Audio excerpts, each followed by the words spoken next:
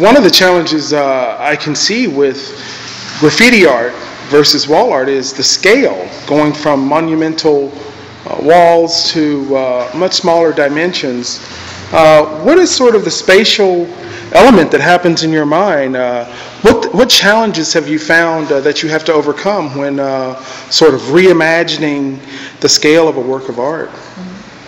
I think the main difference is that you work on a wall, you work with your whole body, and on a smaller scale you work with your wrist or maybe with your arm, but not with your whole body.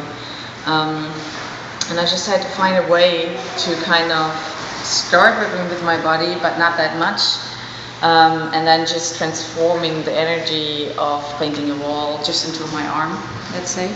And that was possible with a brush, because a brush is not that big and it has a different behavior. It directly touches the surface, while as a spray can always has a distance to the surface, and you kind of transport the paint in a different way.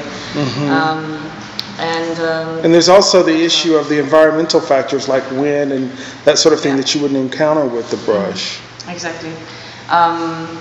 Which is a good thing also, because usually your art on walls doesn't last forever. I'm fine with that. I never had a problem with my walls being gone. On the contrary, for me that was a source of energy, I think, because if you want to have your artwork up outside, you always have to keep going, and since something is gone, you have to create something new.